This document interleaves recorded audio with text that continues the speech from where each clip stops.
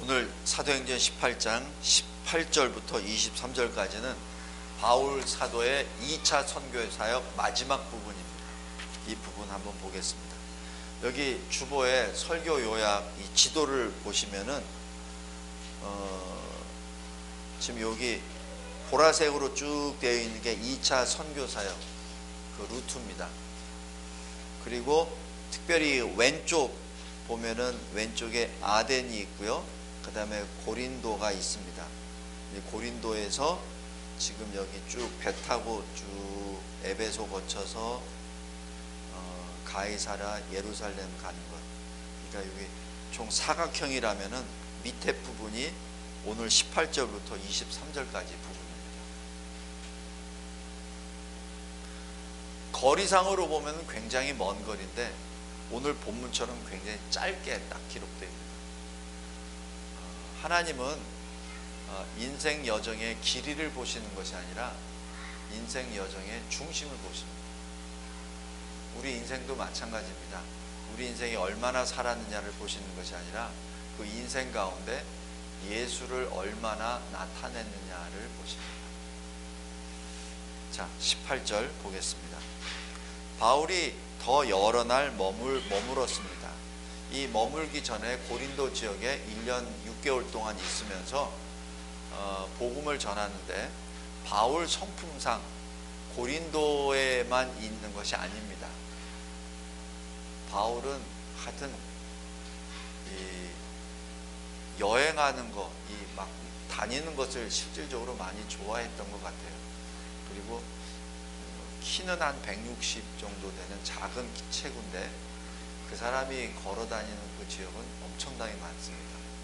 그러니까 우리가 보면 고린도에 있다가 얼마 있다가 뭐 에베소로 갔다 뭐 이렇게 되는데 그게 아닙니다. 우리 고린도후서 1장 1절 한번 보세요. 고린도후서 바울이 어떤 사람인가를 여기서 알 수 있어요. 제가 읽겠습니다. 고린도후서 1장 1절. 하나님의 뜻으로 말미암아 그리스도 예수의 사도된 바울과 형제 디모데는 고린도에 있는 하나님의 교회, 바로 고린도 교회입니다. 그리고 또 온 아가야에 있는 모든 성도에게 지금 서신을 보냅니다. 다시 얘기해서 이 사도 바울은 고린도에 있다 해서 고린도에만 있는 것이 아니라 아가야 전체를 다녔다는 얘기예요. 지금 여기 요도 보면은 고린도는 왼쪽 끝에 조그만 도시고요. 아가야는 그 고린도를 포함한 이 반도 전체가 아가야입니다.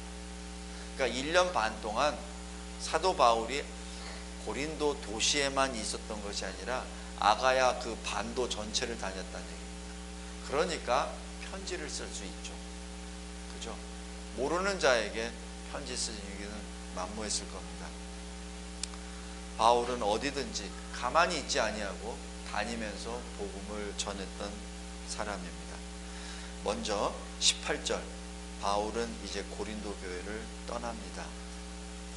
고린도 교회를 떠나기 전에 지난주에 했듯이 여기 갈리오 총독이 이 아가야 지역으로 부임했을 때 사람들이 그때를 노리죠. 바로 총독이 처음 왔으니까 부임됐으니까 이때라 하면서 입김을 불어넣습니다. 유대인들이 막 입김을 불어넣어서 바울을 어떻게 해서라든지 죽이려고 했었죠. 그러나 아가야 총독은 굉장히 분별력이 있는 사람이라 그 자체를 아예 기각시켜 버립니다. 그런데 이 어떤 그 역사 문헌에 보면은 이 아가야 총독, 이 총독의 동생이 바울 사도와 굉장히 친분이 있어요.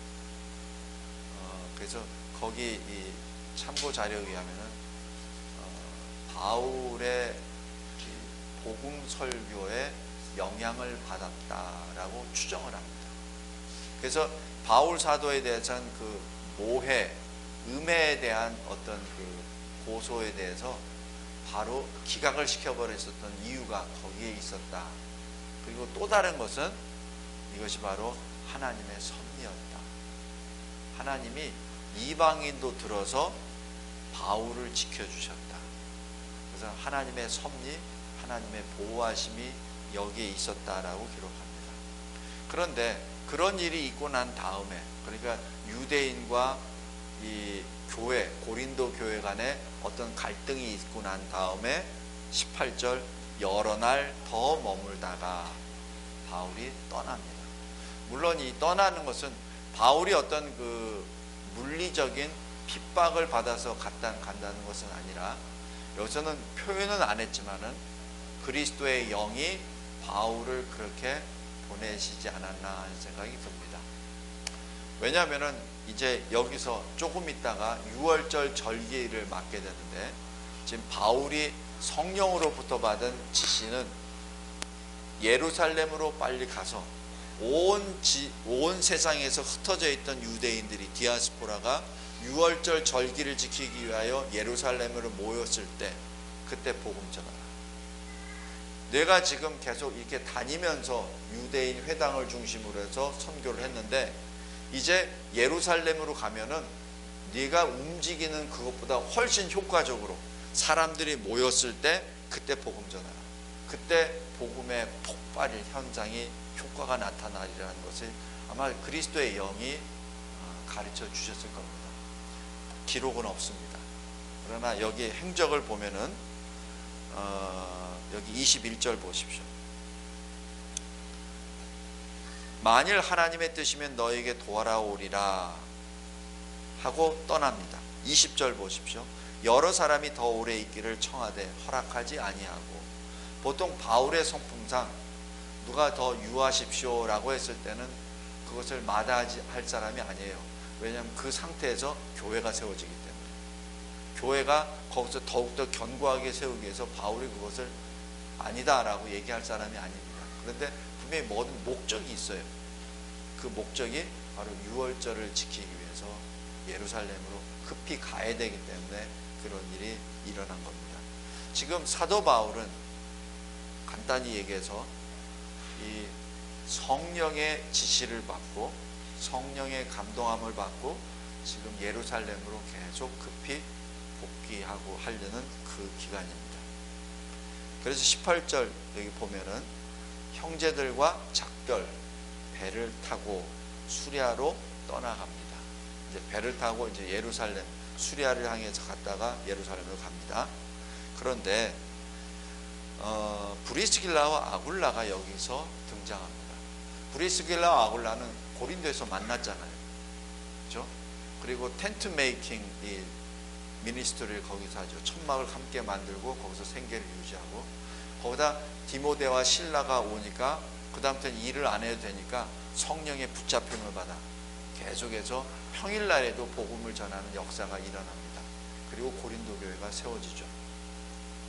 그 브리스길라와 아굴라가 사도 바울과 함께 합류합니다. 지금 브리스길라와 아굴라는 로마에서 살다가 지금 이 로마 황제의 명에 의해서 고린도에 와서 살다가 지금 바울 사도를 따라서 지금 가는 거예요.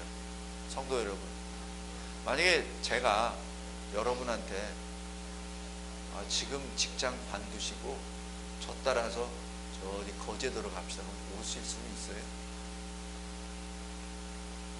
지금 여기 있는 사업 접고 나랑 같이 저기 아프리카로 갑시다 그럼 오실 분 있어요?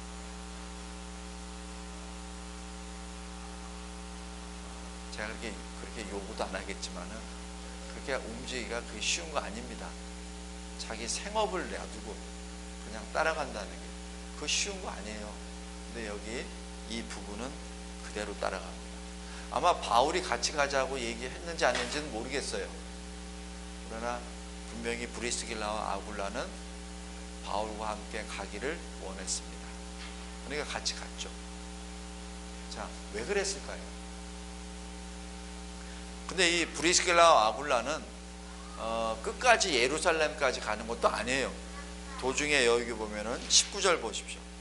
에베소에 와서 그들을 거기 머물게 하고 이렇게 됩니다. 이 얘기는 뭐죠? 에베소에 떨어뜨리고 이제 바울은 떠납니다. 이게 가능할까? 지금 거기서 멀쩡하게 잘 살고 있는 사람을 에베소로 데리고 와서 자기가 같이 가는 것도 아니고 그냥 에베소에 떨어뜨리고 자기는 또 떠나버립니다. 근데 브리스길라와 아굴라는 그냥 순종해요. 여러분은 이럴 준비 돼 있습니까? 여러분 이럴 수 있습니까? 지금 여기 보면은 이 사도행전 보면은 보통 사도를 중심으로 기록되어 있지만은 지금 성도들의 삶과 동행함이 계속 기록되어 있습니다. 대표적으로 이 브리스길라와 아굴라 이 부부가 지금 바울과 함께 동행하는 여정이 여기 기록되어 있습니다. 우리 한번 잘 생각해 보세요. 그렇다고 제가 가는 곳마다 따라오라는 얘기 절대 아닙니다. 그건 아니지만은 성도가, 일반 성도가 이렇게 갈 수 있을까? 디모데와 실라는 교역자니까 간다 치더라도 일반 성도인데 갈 수 있을까? 갔으니까 기록되어 있는 거고, 그것이 하나님의 뜻이니까 여기 기록되어 있고, 그것이 하나님의 기쁨이기 때문에 기록되어 있고, 그죠? 여러분의 삶도 한번 생각해 보십시오. 자, 그런데 여기서 에베소에 머물렀던 브리스길라와 아굴라는 무엇을 했습니까? 그냥 거기에 살았나요? 아닙니다. 에베소 교회를 든든하게 세웁니다. 굉장히 귀한 일을 해요. 한번 볼래요? 여기 26절 보십시오. 이건 다음 주에 잠깐 볼 텐데, 여기 그는 아볼로입니다. 아볼로가 회당에서 담대히 말하기 시작하거늘 브리스길라와 아굴라가 듣고 데려다가 하나님의 도를 더 정확하게 풀어 이르더라. 지금 이 아볼로는 설교자입니다. 그런데 구약만 설교하는 사람이에요. 신약은 몰라요. 예수를 모릅니다. 구약에 대해서는 정통해서 설교자입니다. 그런데 이 브리스길라와 아굴라는 설교자도 아니에요. 그냥 일반 성도입니다. 우리로 얘기하면 일반 집사님들이에요. 그런데 가만히 설교하는 거 보다가 여기 그리스도가 빠졌네. 그래서 26절 잘 보십시오. 듣고 데려다가, 듣고 그 사람들을, 그 아볼로를 막 공격한 게 아니라, 어떻게 설교자가 그것도 모릅니까? 그렇게 한 게 아니라 듣고 조용히 데려다가 자기 집에서 하나님의 도를 더 정확하게 풀어줍니다. 바로 그리스도를 전합니다.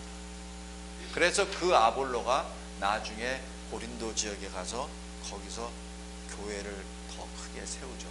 그래서 고린도전서 보면은 아볼로파, 바울파 이렇게 막 나옵니다. 그 정도로 아볼로의 설교가 굉장히 영향력이 있었다는 것인데, 그 영향력 있는 설교자를 키운 사람이 브리스길라와 아굴라입니다. 지금 이 일반 성도인데 1년 6개월 동안 바울과 같이 생업을 같이 하고 같이 잘 살면서 바울의 설교를 받은 거죠. 그리고 그것을 이 아볼로에게 전한 겁니다. 지금 브리스길라와 아굴라의 영적 수준이 이 정도입니다. 그렇기 때문에 바울이 같이 가죠. 그리고 바울이 아주 평안한 마음으로 여기 머물러시오. 아무 얘기 없습니다. 여기 머물러시오. 이 에베소 교회를 든든하게 세우시오. 누구에게? 이 부부에게.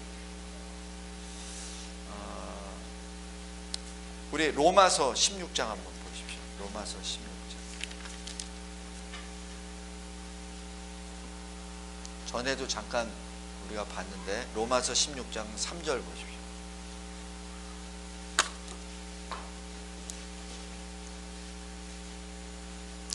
제가 읽겠습니다. 하나님의 말씀입니다. 너희는 그리스도 예수 안에서 나의 동역자들인 브리스가와 아굴라에게 원하노라. 지금 이 브리스길라와 아굴라, 브리스가는 브리스길라의 애칭입니다. 같은 사람이에요. 이 브리스길라와 아굴라를 바울이 이렇게 말합니다. 나의 동역자, 이렇게 말합니다. 그 다음에 4절 보십시오. 그들은, 브리스길라와 아굴라는 내 목숨을 위하여 자기들의 목까지도 내놓았나니. 지금 어떤 식의 동역을 했는지 이걸 보면 알 수 있어요. 사도 바울이 사망의 위협에 있을 때 자신들의 생명을 던지면서 바울을 지켰었던 사람이 아닌가 조심스럽게 생각됩니다. 그러면 사도 바울이 이런 표현은 아마 이 두 부부, 이 두 사람에게만 썼지 다른 데는 쓰지 않아요. 다른 사람들에게 16장 잘 보십시오. 주 안에서 수고한 자, 내 친척이요, 나와 함께 갇혔던 자요, 이런 식으로만 쭉 써있지 내 목숨을 위하여 자기들 목까지도 내놓았다라는 표현은 없습니다. 지금 이 브리스길라와 아굴라는 이런 동역자였습니다. 그러니까 사도 바울이 함께 가고, 그리고 마음껏 에베소에 머무르십시오. 이 여기서 교회를 든든히 지키십시오 라고 얘기했고, 거기에 맞춰서 아볼로 설교자를 진정으로 고린도 지역을 흔들 수 있는 설교자로 양육한 것이죠. 누가? 일반 성도가. 성도 여러분, 제가 이 교회를 처음 시작할 때부터 설교가 굉장히 여러분들에게는 아마 어려웠다고 제가 개인적으로 봅니다. 왜냐면 제가 신학교에서 사역할 때도 보다도 어찌 보면은 설교가 더 좀 복잡해요. 근데 그게 제 사명인 것 같아요. 알아듣든 못 알아듣든. 제가 보기에는 여러분들이 다 브리스길라와 아굴라입니다. 여러분들이 브리스길라와 아굴라입니다. 어떤 케이스가 될지는 각각마다 다를 거예요. 근데 여러분들이 앞으로 어디에 있든지 누구를 만나든지 이 브리스길라와 아굴라처럼 그리스도 복음, 하나님의 도를 더 잘 가르치고 증거하기를 원합니다. 그 방법은 브리스길라와 아굴라가 다르지만 그러기를 소망하며 계속 말씀을 준비합니다. 자, 18절 후반부에 바울이 일찍이 서원이 있었으므로 겐그라에서 머리를 깎았다라고 기록합니다. 여기 서원은 나시린 서원입니다. 나시린 서원은 다른 서원과 좀 달리, 다른 서원, 오늘 마태복음 23장에서 맹세에 대한 것도 있지만 그 맹세는 눈에 안 보여요. 사실 우리가 뭐 사도신경을 통해서, 주기도문을 통해서, 성찬식을 통해서 이 맹세나 서원 같은 걸 하지만은 그거는 사실 그거 끝나고 나는 사실 몰라요. 뭐 했는지 안 했는지 잘 모릅니다. 그러나 이 나시린의 서원은 눈에 보입니다. 어떻게? 나의 삶으로 나타납니다. 술을 먹지 말라, 머리를 깎지 말라, 이런 것들. 그런 거기 때문에 그 기간이 1년, 어떤 경우는 10년 이렇게 되면 그동안 아무것도 안 하는 겁니다. 아무것도 내가 이거를 안 되는 거니까 수염도 기르고 머리도 기르고, 그 다음에 뭐 술을 안 먹으니까 교제도 다 끊어지고 아예 내가 공언하는 거죠. 그게 나시린의 서원입니다. 그래서 그 기간 동안 자기가 정하는 것이죠. 그래서 나시린의 서원은 어떤 그 강압적인 것이 아니라 자발적으로 하는 겁니다. 내가 스스로 눈에 보이게 하는 거죠. 그래서 그 나시린 이 서원 그 기간이 지나면은 머리를 깎습니다. 이게 끝났습니다, 이거죠. 그것을 나타내기 위해서. 그래서 사도 바울이 지금 그런 나시린의 서원을 했던 것으로 이 문장을 보면 알 수 있어요. 어떤 서원이었을까? 그건 전 모르겠습니다. 그러나 어떤 신학자는 이렇게도 봐요. 바울이 고린도 지역에서 복음을 전할 때 주님 앞에 어떤 서원을 하지 않았을까? 여기서 교회를 어떻게 세우기를 원합니다. 그런다면 저는 나시렌에서 오늘 1년 동안 어떻게 하겠습니다. 뭐 그렇게 했든지 하여튼 어떤 건지 모르겠으나 아마 결단하며, 그러니까 이 바울이 고린도 교회를 세우고 고린도 지역 아가야 지역에 선교할 때 엄청난 아마 요새 말로 스트레스를 받고 그것을 이기기 위해서 하나님 앞에 서원하지 않았나 하는 생각이 듭니다. 우리가 보통 서원할 때 어떻게 하죠? 내가 궁지에 몰렸을 때, 어찌할 바를 모를 때 그때 서원하잖아요. 그거죠. 그래서 그 서원 기간이 다 끝나고 겐그라에서 머리를 깎습니다. 근데 겐그라가 어떤 지역이냐면은 우리 로마서 16장 다시 한번 보세요.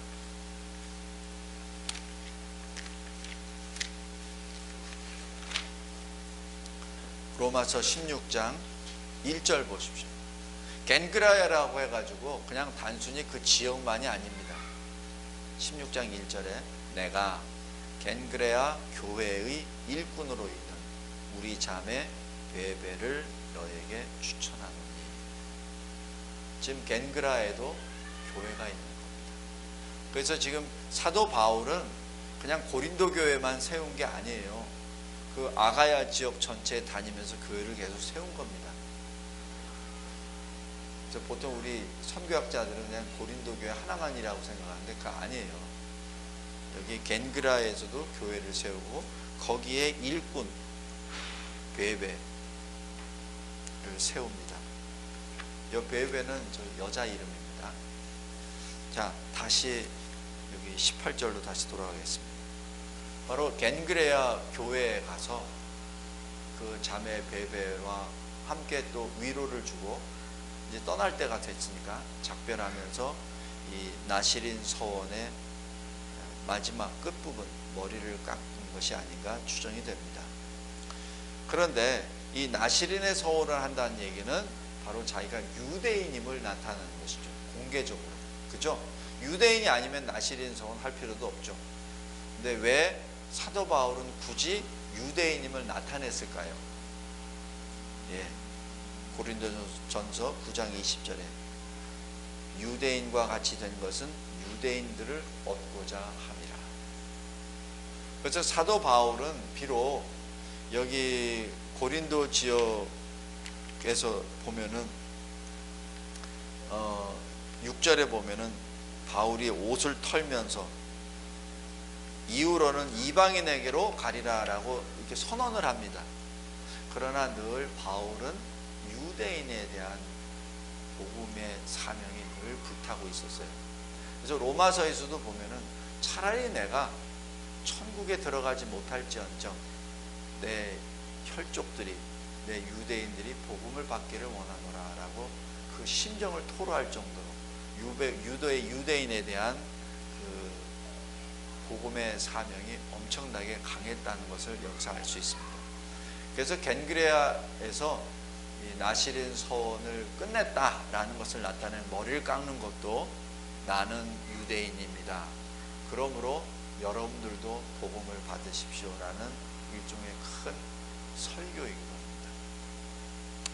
자, 두 번째 19절입니다. 그래서 이제 에베소로 배 타고 들어갔습니다.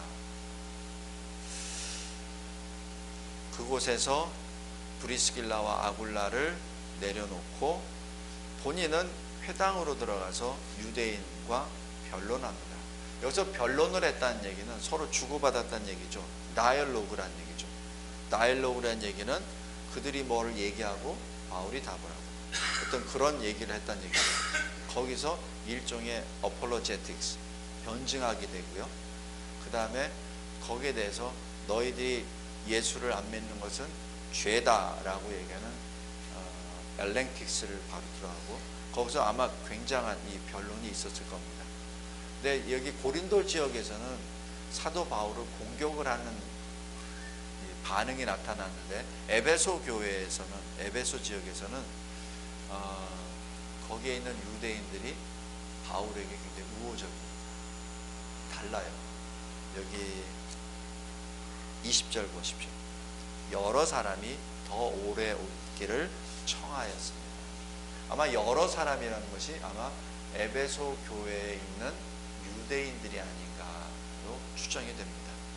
교회가 세워지고 거기에 유대인들이, 이방인들도 있었는데 거기서 사도 바울 보고 우리 교회에 좀 더 있으십시오, 말씀을 더 가르쳐 주십시오, 아마 그랬을 겁니다. 그러나 허락하지 아니하고 21절에 떠납니다. 떠날 때 뭐라고 하냐면, 만일 하나님의 뜻이 있다면 내가 다시 돌아오겠습니다. 이것은 뭐죠? 지금 사도 바울이 지금 사역하고 있는 이 사역의 여정은 하나님이 인도하시는 겁니다 라는 뜻입니다. 제가 이제 선교 뭐 전략이나 정책을 뭐 이런 게 할 때 조금씩 인볼브 돼가지고 이렇게 보면은 자칫 잘못하면은 사람이 계획을 짜버립니다. 사람이 형태적으로, 현상적으로 나타나는 것들을 보고 사람이 이렇게 뭘 하죠. 그리고 누가 결정해버리고, 물론 말은 기도는 하고 한다고 이렇게 합니다. 그러나 사실 좀 이상하더라고요.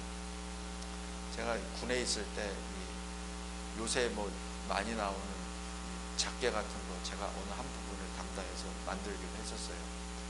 근데 그 작계를 만들 때 가장 중요한 것은 적에 대한 상황과 나의 능력입니다. 그걸 바탕으로 해서 계획을 만들죠.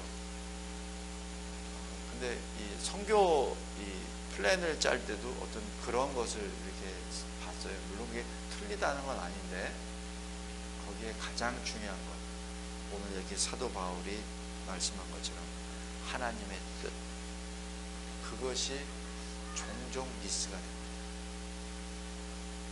하나님의 뜻보다는 어떤 교단의 선교부의 방향은 이게 들어가 버려요. 그게 아닙니다. 그것을 어떻게 구별합니까? 그거는 모르죠. 하나님의 뜻과 하나님의 섭리, 그것은 눈으로 나타나는 것이 아니기 때문에, 그건 영의 문제이기 때문에, 우리 교회에서도 마찬가지 선교 지역을 할당한다든지, 지금 현재는 우리 교회가 이렇게 선교를 이렇게 할 수 있는 능력이 아직은 그렇게 크지 않기 때문에 선교 방향이나 이런 것보다는 선교사님들을 조력하는 어떤 그것으로 이렇게 하니까 우리는 선교 정책이 아직 없어요.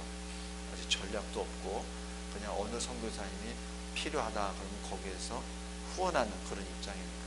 근데 장차 우리 교회가 선교사를 파송하고 했을 때는 이 문제가 들어요. 그건 쉬운 문제 아니에요. 그냥 떡 봐서 저 중국 땅이라니까 중국으로 보는 게 좋겠네, 그거 아닙니다. 지금 사도 바울이 그냥 이렇게 보면은 선교학자들이 아주 쉽게 범하는 예가 뭐냐면은 바울의 선교 전략, 그래가지고 바울은 도시를 중심으로 했다, 바울은 뭐 어디를 어떻게 했다, 뭐 이렇게 하는데, 그건 너무 쉽게 현상학적 결과론적으로 얘기하는 것이지, 그러나 그 당시 사도 바울을 움직였었던 것은 하나님이십니다. 바로 성령입니다. 그러기에 바울의 선교사에게 엄청난 파급 효과가 있는 거예요.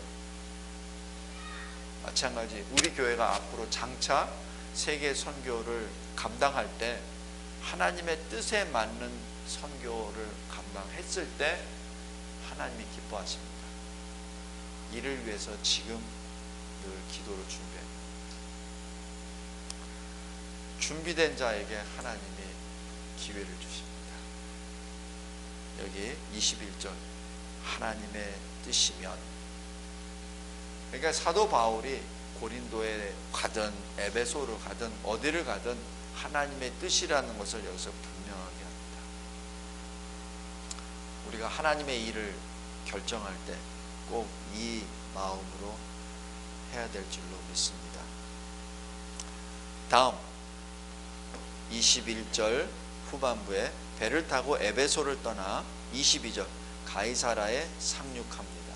여기 가이사라는 이 예루살렘에서 가장 가까운 항구 도시입니다. 그리고 로마 군사가 점령한 곳입니다. 그래서 이 로마 함정들이 머무는 곳이기 때문에 가이사라는 굉장히 잘 발달된 항구 도시입니다. 거기에 도착해서 교회의 안부를 물었다고 얘기하는 것은 거기서 가장 가까운 예루살렘 교회 안부를 물었다는 것이요, 안디옥으로 내려갔다라고 얘기하는 것은 예루살렘은 어머니 교회이기 때문에 올라갔다, 안디옥 교회는 거기에서 나온 교회니까 내려갔다, 이렇게 표현합니다. 지리적으로 하는 것이 아니라 거기에 대한 어떤 그 어머니 교회와 이 딸 교회, 어떤 그런 관계로 표현을 한 것이죠. 그리고 23절 안디옥 교회에서 얼마 있다가 라고 기록합니다. 그리고 얼마 있다가 떠나, 바로 떠나부터 3차 선교사입니다. 성도 여러분, 여기서 두 가지만 보겠습니다. 사도 바울이 움직인 것, 여기서부터 3차야, 여기까지는 2차야, 표현 없습니다. 왜? 우리가 보기에 편의상 1차, 2차, 3차로 나누는 것이죠. 바울에게는 자기의 인생입니다. 연속적인 인생입니다. 우리도 마찬가지입니다. 우리의 인생도 연속성입니다.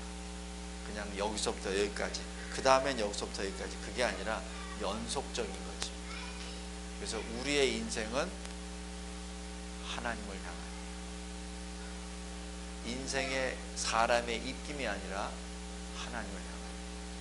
오늘 시편 62편에서도 말씀하시죠. 하나님만 바라보라. 잠잠하라. 하나님만 바라보라. 인생은 입김같이 허무하니라. 그래서 우리의 인생이 어디를 향해야 되는지 분명히 여기 말씀이 증거합니다.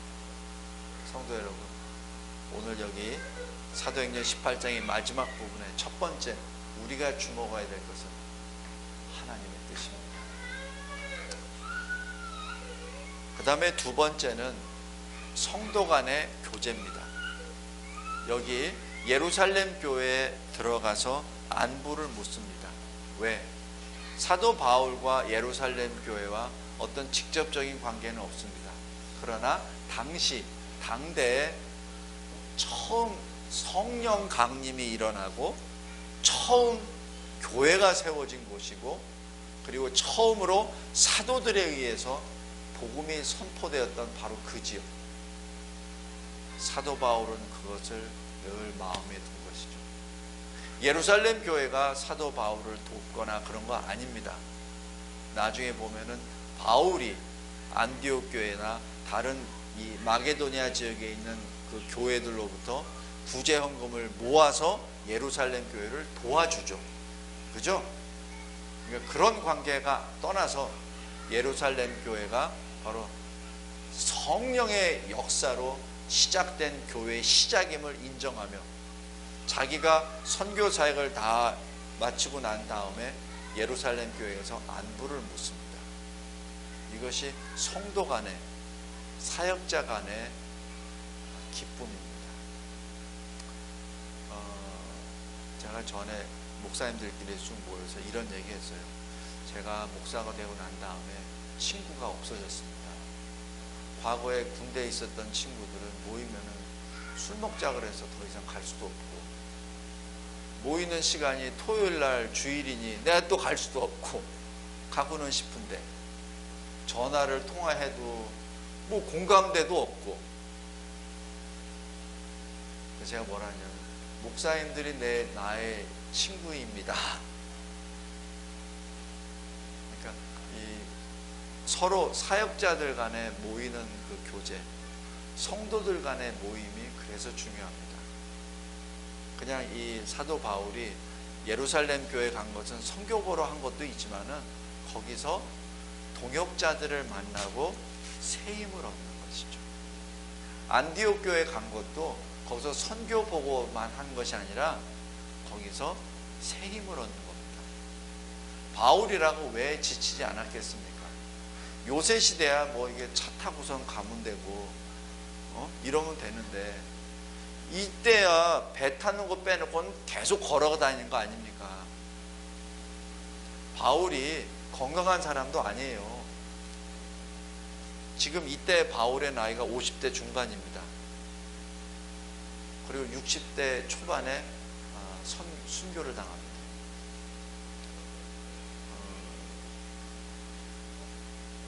이렇게 막 다녔으니 몸이 사실 성한 데가 없을 거예요. 그리고 이렇게만 당했나요? 아니죠.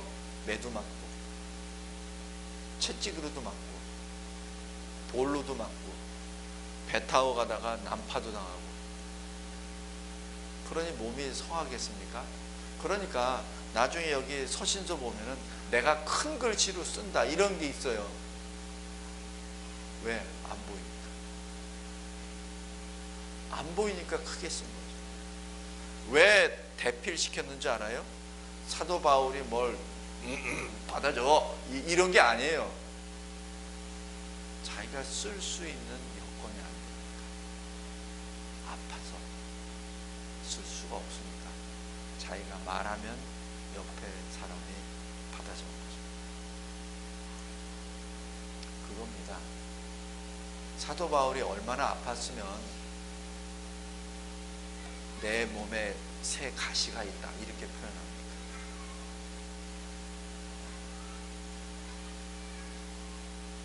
사도 바울 바로 교회에 가서 동역자들을 만났을 때 그때 새 힘을 얻습니다. 여러분들이 주일날 와서 토요일날 복음학교에 와서 수요일날 예배 드릴 때 함께 모이잖아요. 그 모이는 것이 저에게는 엄청난 큰 에너지를 받는 것이요, 여러분들은 여러분들끼리 큰 에너지를 서로 주고받는 겁니다.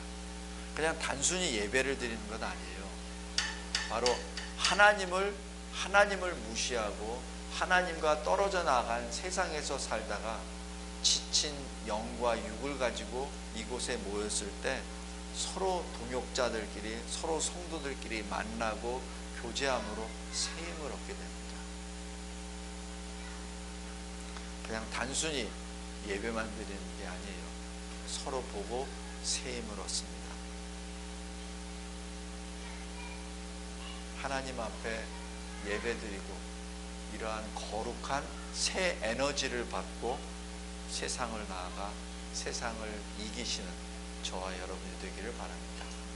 기도하겠습니다. 하나님 아버지, 감사하고 감사합니다. 마지막 사도 바울의 2차 선교 사역, 짧은 글이지만 그 속에 배어져 있는 사도 바울의 동역자들의 얼굴을 봅니다.